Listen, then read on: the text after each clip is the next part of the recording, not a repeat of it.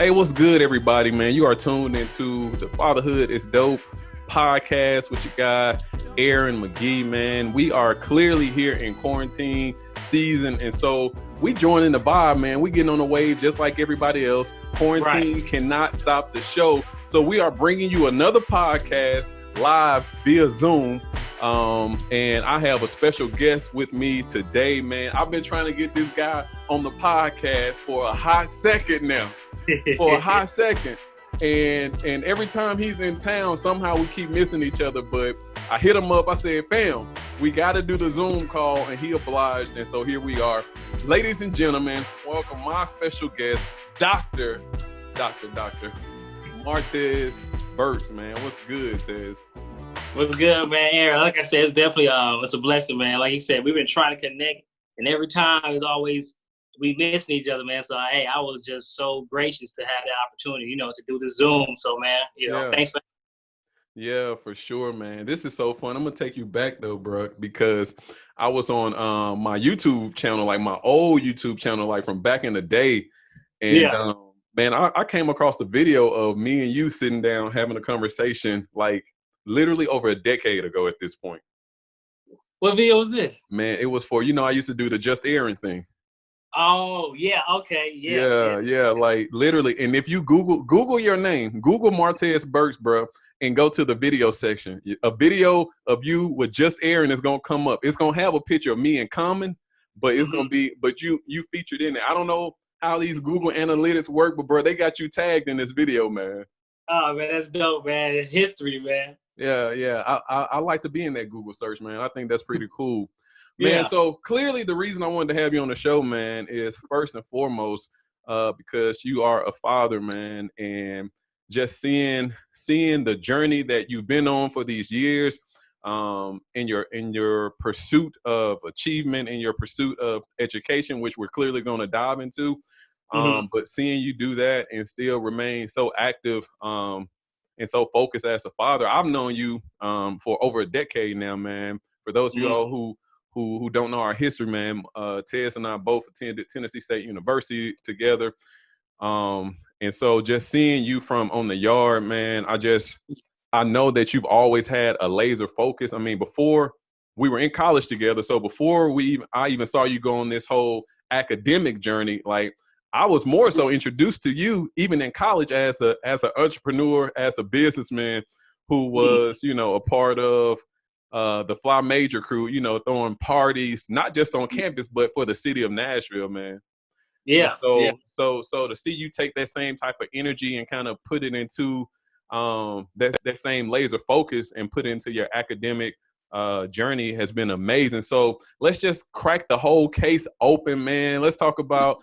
Let me hear about your role as a father, man. I know the details, a few details, but let's treat this like nobody knows Tez, man. Give us the backdrop. Like, what's your marital status or your relationship status, I should say. Tell me about your role as a father.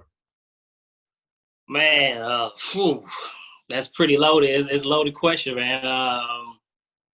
It's been a journey. It's a process. Like I said, met my now wife of like 5 years. I think we're going on 5 years of marriage. Met her at TSU, as you mentioned, the party scene, throwing parties, what have you. And we met, dated for quite a few years, been together for like over a decade now. And we had our first child and only child, London, he's 6 years of age now. And that's been a journey, man. Like I said, 6 years. I actually, I had my wife gave birth to our son the same year. I started my PhD program, and then 2 months into my PhD program, we got married. So I had a lot of new life beginnings happening all at one time. Getting married, having a child, starting a PhD program, and I ain't gonna lie, man, it's probably been the hardest thing I ever had to do. Because it's not me, it's not my doing. I give all my accolades and all my who I am today, pretty much my wife, what I'm saying? She held it down, man. Fatherhood is dope, but my motherhood is like the backbone, what I'm saying? So hey, listen, I can't argue with that at all, man. I'm actually going to second that 100%. Only thing we're trying to do is to acknowledge the dads like you who, in the midst of all of that, who in the midst of mom still holding it down, that we are still doing our part, man. So, I mean, when you talk about those type of dynamics of giving birth to your wife, giving birth to your son, then you all getting married, and then you starting a PhD program, and you say she held it down, but I mean, like, if you could go back to that time, like, what would you tell yourself? Is there anything that you feel like you could have done differently at that time to either manage it better, or did you manage it well, but it was just stress and pressure nonetheless? You know, I'm not gonna lie, man.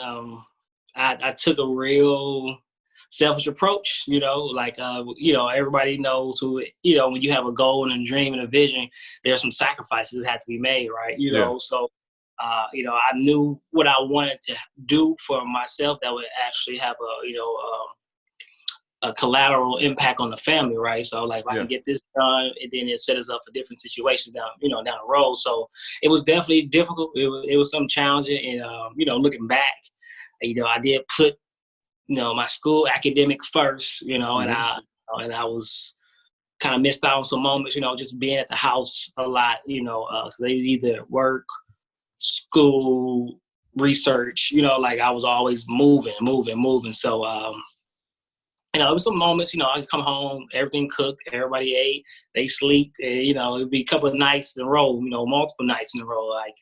But, you know, as I was thinking about it, it was like, you know, it was a sacrifice. You know, it was definitely a sacrifice. It was something that I don't know how I would do it differently, you know, because it'd be like something else would have to, you know, be left off the plate. So maybe coming home more, you know, instead of trying to take some time to myself, because I was putting my self-care first a little bit, whether it was, like, you know, playing video games with Rob or something, or doing some extracurricular where I could have took that time and, you know, been home, but it was more like a selfish reward for myself during that time. And I think, you know, it was probably kind of warranted. It was needed, you know, and I could justify, rationalize it, but it was one of those things looking back like, maybe I could have done that a little differently. You know what I'm saying?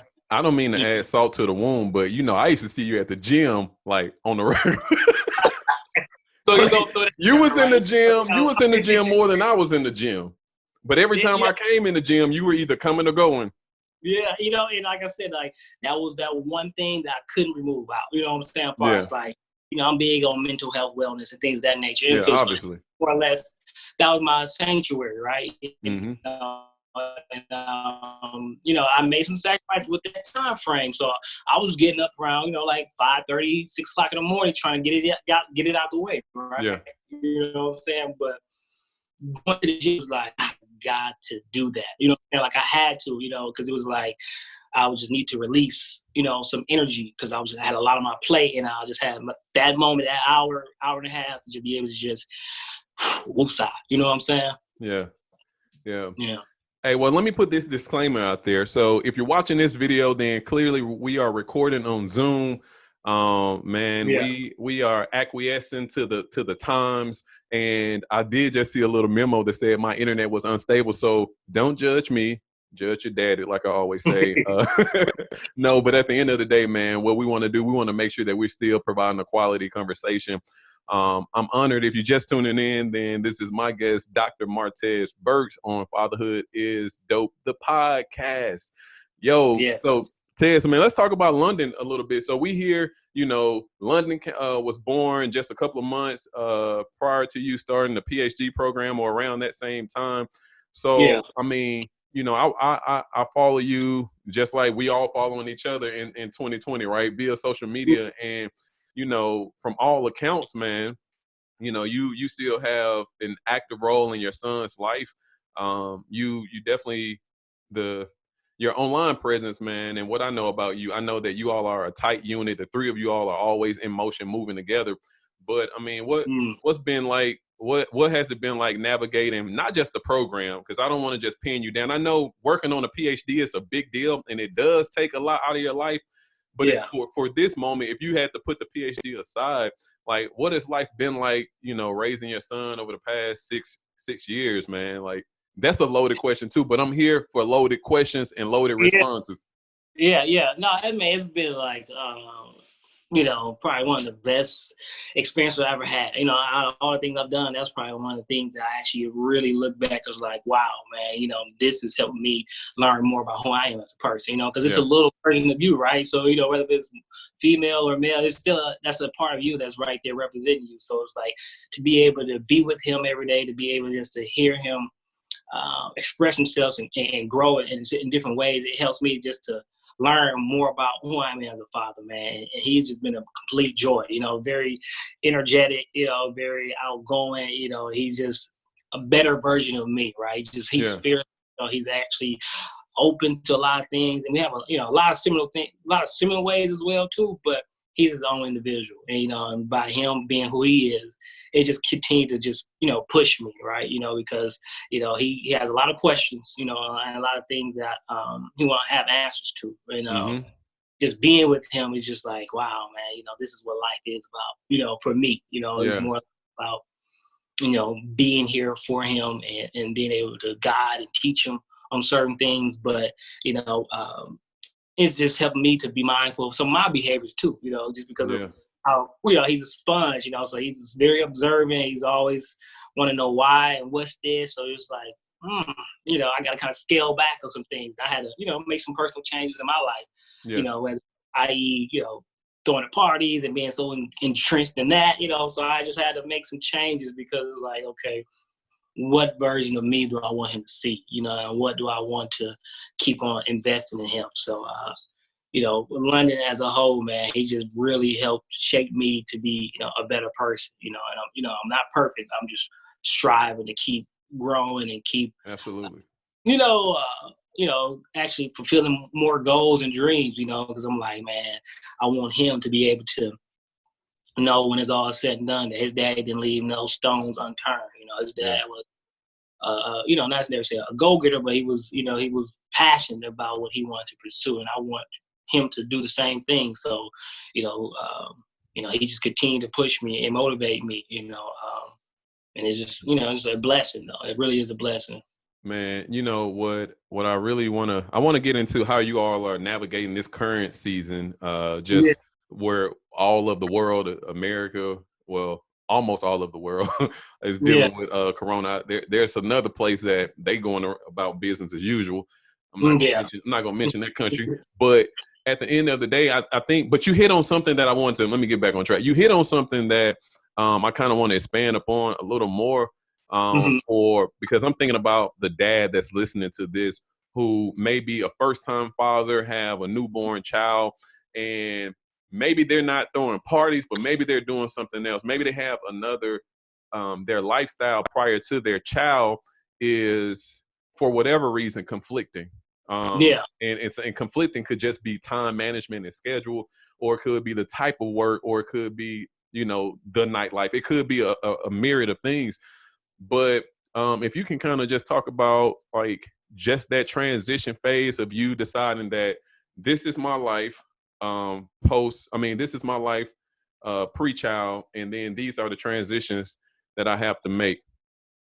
The caveat to that, and the reason I want you to do it is because my philosophy, I'm giving you a minute to think about it, but my philosophy is that when we have a child, I dealt with the same thing that most men, maybe women too, but I'm gonna speak on behalf of men. Most men, we think that we're gonna lose a part of ourselves. Because when we talk about men, what we do, our work is generally our identity. And so we feel like we may lose a part of ourselves. But as you are preparing to answer this, my philosophy is that we gain a new part of ourselves, or we discover a new part of ourselves.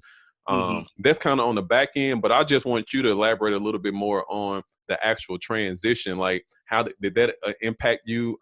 Did that impact your finances? Did that impact, because the business that I know you do that business with your friends, your brothers who you've been locked arms with for years. Like, how does fatherhood change those relationship dynamics? Yeah, man, that's pretty heavy right there, because I'm not really reflected on it, and now that you present the question, I'm just thinking like, there is a part of you that's thinking, man, I'm about to be a father, what's going to happen, and there's a lot of emotions, that I experienced, some fear, some fear of like failure, of course, first thing was like, okay, how I'm going to provide, right? So I need to make sure that I'm actually providing, because of course, historical situations about fatherhood, your experience with it as a child, so like, okay, I'm going to be better than my father, right? So just thinking about all the things that I wanted to do and make changes in. It was definitely rough. For me, it was a real delayed transition. It was delayed for me because I was still thinking I was me, with the addition of, my son. But it was that change didn't really set in for a while until, my wife, talked to me. It was like, hey, what's going on? And I had to really think about like, wow, I was gonna ask who thought it was more delayed, you or your spouse? That's what I was gonna ask too. I'm owning it today. You know what I'm saying? I'm owning it today, but it wasn't brought to my awareness, for a couple of, I wasn't aware of it, but then like my wife and then my mother, they was put some things out there like, Tez, you still got a lot going on. You still doing these activities. Even my father-in-law sometimes will pull up over, hey, Tez, you about to go out of the country? You about to do this? I'm like, yeah, everything's straight. The house good. And, and I still was in my own little world. And then, it was more or less, I didn't really recognize until I was at home for a duration of time. Some things slowed up. I had some free time, and the system was in place. They had their own system, my wife and my son. They had their own thing moving. I'm like looking from afar, like, wow. They working around you. I've been so involved in my own world. I've actually removed myself, not intentionally, but I was, so externally driven by what I had to do to bring forth into the home that, internally, I was, kind of absent, so that pain, man, that hurts. It hurts. You're like, man, you got this idea of who you think you are, but in reality, it's like, that ain't it, bro. You know what I'm saying? So I had to make a conscious decision at that time, like, let me scale back. You know what I'm saying? Did it impact financially some things? A crazy thing, it didn't, and I had a fear that it would, but it didn't, right? Because as you mentioned, like my brothers, my friends, they, another one of my business partners, my friend Josh, he has a family and a child, and we both kind of like have similar situations. So, he and I would trade off. So it'd be like, hey man, this week I ain't able to go down, can you go? And I'll do the next one, so we'd take time off and we actually develop a system together, and then rock prices. We all was able to like, support each other in that journey. But I was afraid to ask for help because I thought, we all got carried our own weight. This is what's required, and people really ain't gonna care. But I learned that you do have to ask for help, and they'll make you less than of a man, to ask for help, and it's okay, So that was one of those like growing edges for me at that time. Like, okay, it's okay to feel vulnerable, around people that you say you love, that rock with you. So, that transition, it was slow transition, for me. You said the magic word right there, man. You said What's that? You said vulnerable, bro. Oh yeah. Vulnerable. And that's something in the manhood that we all have to deal with. Then when you talk about, one area that we don't always deal with it, and that's in our friendship. Like you said, the ones that you say you love the most, the ones that know you best, the ones that spend the most time with you, we don't always deal, especially with men and brothers, man, we don't always deal with that vulnerability. So I'm gonna say it for you, man, or speak into it, man. I think that basically now that I hear you lay it out the way that you did, talking about the trade-offs, I think for me, and what I hope is the message that resonate with other men and fathers watching this, is that there's strength in vulnerability. You know what I'm saying? And and now what we do is that you said you were afraid to ask for help, man. I think we honor people by allowing them to help us. We honor people by allowing them, those who we trust. It ain't for everybody, but we honor people by letting them see us in vulnerable positions, man. It's like you think about that. You think about like, do you want to be around someone all the time that like we all want to be needed and we all need to serve others? You know what I'm saying? Yeah. So if I say I love you, man, then I would hate for you to deny me an opportunity to serve you. Yeah. Yeah. And I even appreciate that. You know, we had a couple sessions. You know, we'll go to a renting company, you know, and meet up. It's kind of like just trying to like, you know, kind of processing things a little bit. And, you know, it was people around me in my life that just, you know, God placed at certain points where it was like little message here and there, you know, and I had Oh, you talking about our meetup? Yeah. Oh, yeah. You know? No, I remember that. I remember the conversation for sure. Yeah. So it was like a couple points here and there. I was just kind of just trying to like take in my surroundings because I was kind of like tunnel vision and just thinking about what I had to do, how to get there. I was like missing a lot of key elements along the way, man. So that transition process is a forever evolving process for me. You know, it's a living document. You know, I'm trying to grow every day. You know, every day. Yeah. That's pretty cool, man. Let's kind of transition into 2020, man. So the world is at a standstill, man. I hadn't been in the house this much since I was like summer of like 97 or something. Like, you know, when I got a new Nintendo 64, when I finally got that PlayStation. I don't know, but I ain't been in the house this much in a while. So, man, how is it in your area? Remind me, bro, you're in Michigan? Yeah, man, Michigan. Lansing. You're in Michigan. Okay, so I mean, I know how life is here in Nashville. I mean, the governor shut the city down. We in the house. We still in the house. I only go out for tissue. We order groceries. You know, it's an interesting perspective, but I'm interested to see. Maybe we can compare some notes as to how your family is navigating this. How has this impacted your work? You know, what's good? So you fancy, huh? You order your groceries out. Man, my wife do. I encourage her to order the groceries because here's the thing. Generally, when you come into like a relationship or something, you know, you have trade-offs. So we're not really strong on like gender roles per se. I mean, like my wife makes dinner, but that's because I'm horrible at making it. Yeah. So if we all want to eat, then she gonna do it, right? But neither one of us like to grocery shop. So I was like, yo, Therese, order the groceries on the app. We'll pay the extra $5, $10, I don't care, $20. We'll pay that. Neither one of us want to go in the store. So we ain't even trying to be fancy. We're not trying to be fancy, bro. We just trying to be like proactive. We trying to have a happy medium. Yeah, no, I was just messing with you. Yeah, no, I was just messing with you. Yeah, we fancy. I'm lying, bro. I said all that to cover up the fact that we are fancy, bro.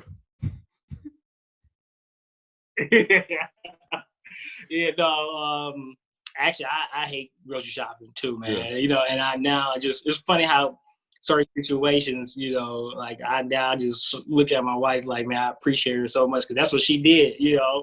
And I realized when she came home with attitude at the grocery shop for an hour, I'm like, why you mad, you know? And it's just a whole different experience going to shop, you know, for a family. So no.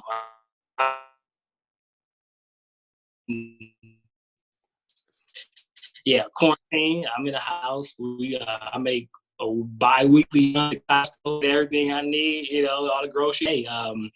Work related wise, I am able to work remotely from home now. Some of my counseling sessions via Zoom, and everything is transitioned to more of the telemental health kind of route we're going now. So that's been a blessing. What's that? You said everything is kind of transitioned to what? You said mental health? Is that what you said? Mental health. Yep, TMH, telemental health. So it's pretty much the only aspect of counseling, you know. So everything's kind of transitioning for our services and pretty much around the world now, globally.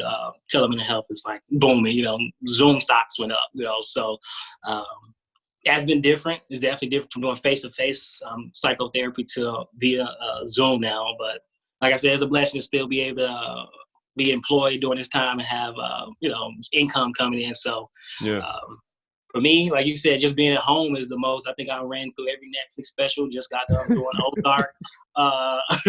Got my Xbox live, you know, every night about 3 or 4 hours playing the game on live with somebody. So it's definitely a difficult time just to, you know, have a lot of new normals right now. But I think my parents told me, like, really take heed of this time and take it for what it is, because it's probably the most I ever be at home ever, as far as with my family. So once everything is lifted, we're going back to what we once was doing. Like, I'm not gonna have this time again. So I'm really just, appreciative of this moment, just being able to be home with my family, because like you said, this is the most I've ever been home. So yeah.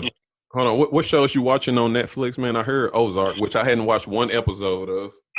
Man, you don't know what you're missing, man.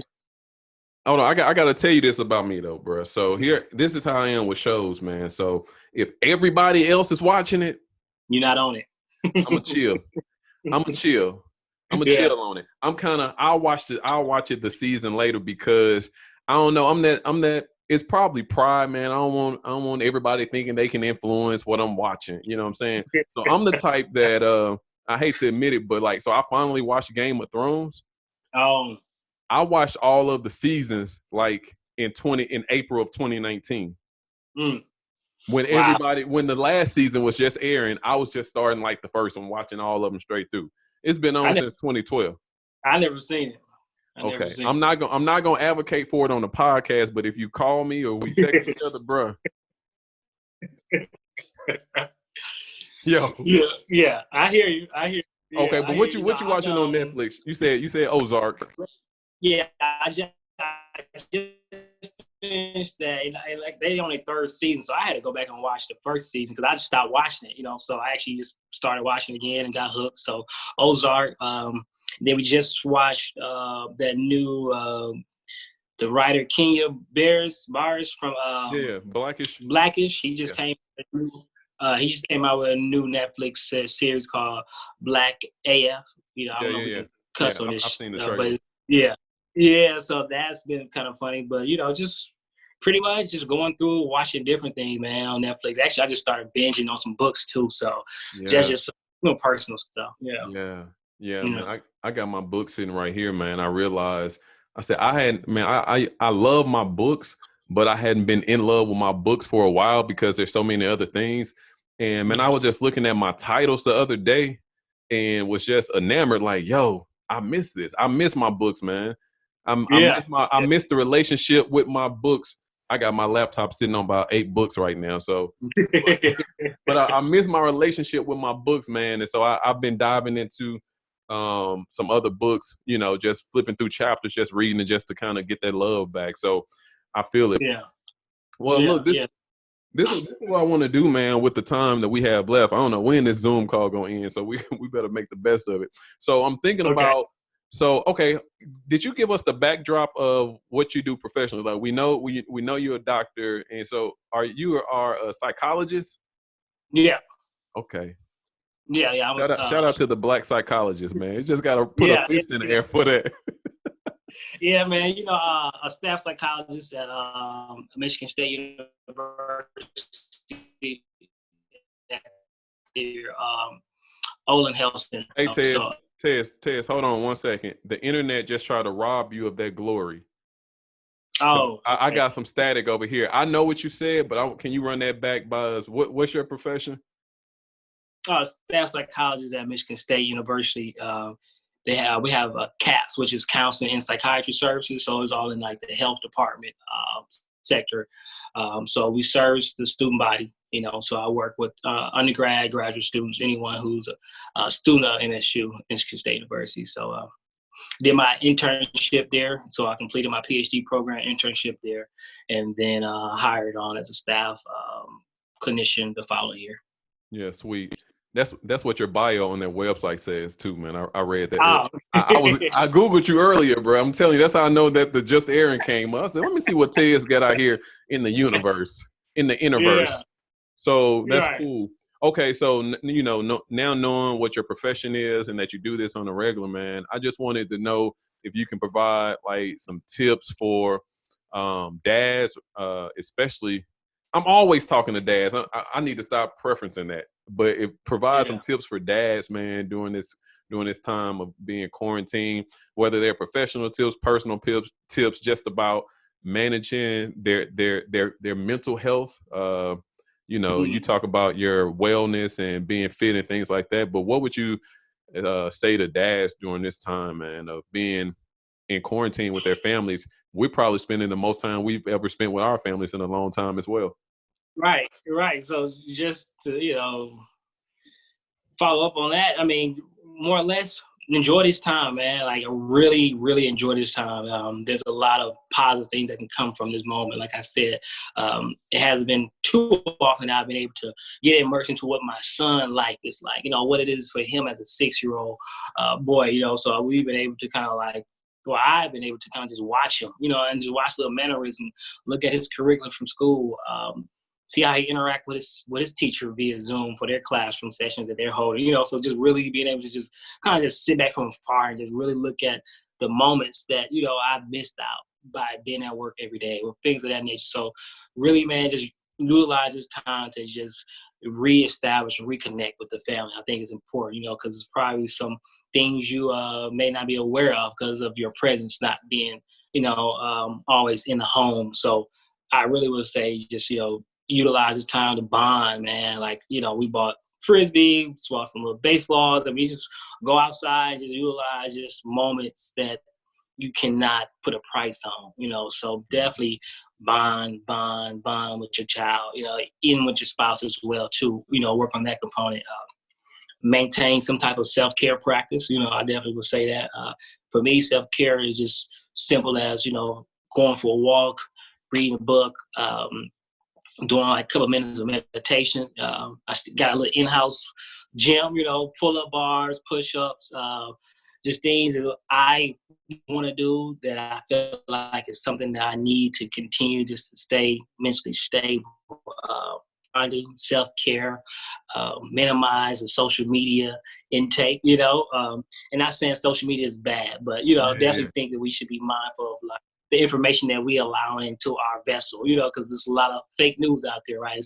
And it's too much can be overstimulating, right? There's a lot of fear, projected clickbait information out there. So, worrying about the career, jobs, income, a lot of that fear can, damage your immune system, not only your mental health, but your immune system well if it's complicated with too much. So definitely feel like we should just kind of scale back on that.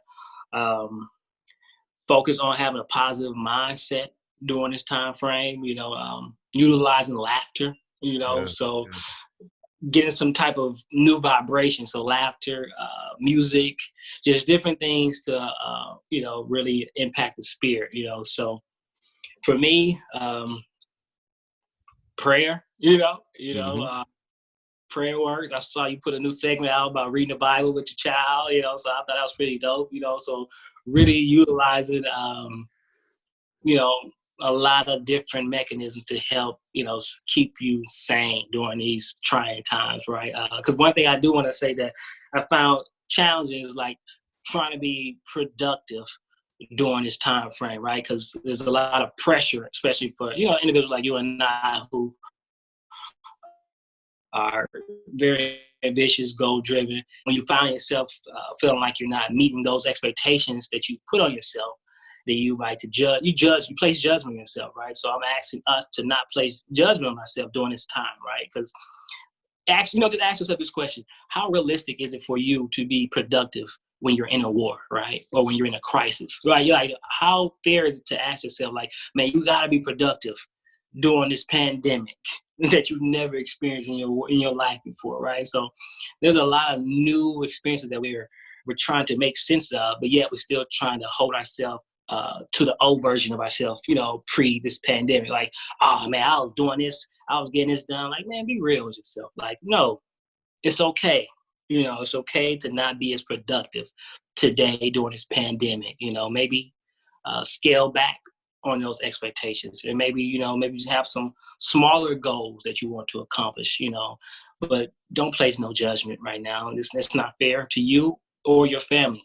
So those are some things I have to continuously remind myself. Because I fall victim to just human nature. You know what I'm saying? Hey, after hearing all that, I just got one question, man. Like, bro, when you starting your podcast? Hey, the thing about it, that's what I was thinking about. Like, man, this would be a great time to do one, right? But I'm like, I'll be adding something else to my plate and taking away from my family. You'll be contradicting the thing that you just said. I feel it. So I'm not putting any pressure on you. And hey, but listen, at the end of the day, I think, what you should receive from that is basically what you have to say is a value add. And my stance is, if we're going to put something out there in the world, put something out there in the universe, put something out there on social media, let it be a value add. So, you know, I do now, don't get me wrong, I watch silly stuff all the time. I love, even to your point, you said we should, you know, take some time to laugh more and embrace laughter, right? So I laugh all the time. But when I'm creating content, man, my goal is to create something that I believe is a value add to the man, to the father that identifies with the work that we're doing here, man. So, Tez, I'm coming to the end. We landing the plane. The plane wheels have touched the ground. We taxiing into the gate. This is the time for you to call your ride. So this time for you to let them know. Let them know you outside, man.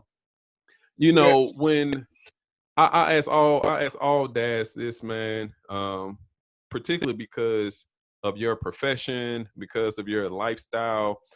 I mean, what's your hope for, man, dare I say, for the next 30 to 45 days? Not just about work, but about just these moments before we adjust to a new normal, because we won't go back to business as usual or the old normal, but as we adjust to the new normal, I'm not asking what your plans are, but what's your hope as we adjust and you come out of this, we all come out of this time, this quarantine season? I mean, just honestly, I hope that we, you know, really reflect on life and maybe not take it for granted as much as we have. You know, speaking for self, you know, I took a lot of things for granted, you know, just being able to, you know, go to the movies or go to the park with my family, things that you once, you know, enjoy, but you didn't put a lot of thought into it because it was just another thing to do. Now I'm looking at it like, man, when we do have the chance and freedom to be able to go back outside, you know, really be mindful. You know what I'm saying? When I say mindful, actually being conscious of the moment and not being so multitask oriented, right? On my phone, checking my Facebook, Instagram, you know, like I'm trying to do all these things when I should be just be focused on the moment with my family at these different activities. Because we've done a lot of fun things, but it's like, I can tell you a little bit about it because I probably focus on everything else around, you know, going on in my own personal life. So really, I hope that we come out here maybe being more appreciative of the life that we have, you know, i.e. having parents alive, you do, family members, cousins, like being able to be connected in those social settings. I believe once we get back into that realm, we'll probably appreciate it a little bit more. You know, we'll probably be able to like really physically hug somebody and really be in that hug with that moment, not just doing it because it's a casual thing to do, but really just be like, man, you know what I'm saying? I want to feel you, you know? So if we can come out really just appreciating the earth we live on, valuing that a little bit more, valuing our relationship with people, I think this thing will have some type of positive impact on us moving forward, you know? Yeah. Well, you heard it here. You heard it first. Ladies and gentlemen, Dr. Martez Burks. Tez, man, if I hadn't told you, if you hadn't heard it from me lately, man, bro, I am super proud of you.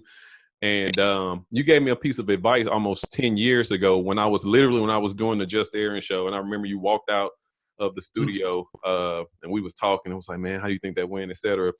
And you said, man, whatever you do, bro, just remain consistent.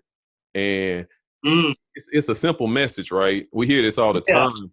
But for some reason, you know, as I looked at you as a peer, but for some reason, you know, you can hear your parents say something all the time, but when it comes from outside of the house, it resonates a little different. And when you told me to stay consistent, man, it resonated different because even in that short period of time, you had already shown me the proof or the fruit of what it looks like to stay consistent on everything that you had done. And so, man, I just want to tell you that literally a decade and some change later, bro, that message of staying consistent still resonates.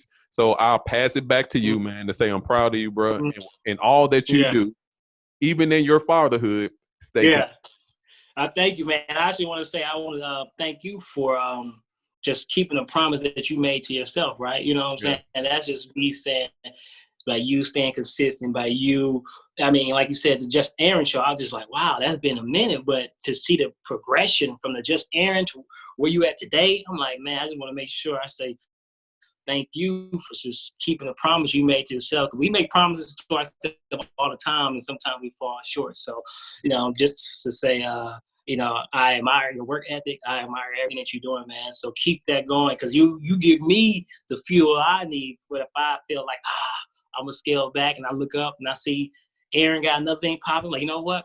I got to get back on it. You know what I'm saying? So I definitely appreciate you, man. Keep doing what you're doing. Yeah. Hey, man, there's a lot of black boy joy happening right here. A lot of black excellence, a lot of black love happening right here.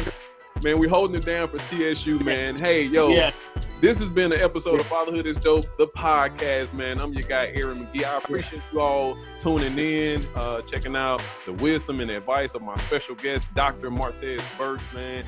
He is making us all super, super proud. If you hadn't done it already, make sure that you subscribe to the podcast. Of course, you can check us out on Apple Podcasts. But guys, I really want you to go and subscribe to the YouTube page, all right? Click subscribe, leave a comment, share, like. Do all that stuff y'all do when you come across something you like. Text it, share it, screenshot it with your friend, all right? Fatherhood is Dope, the podcast. It's been real.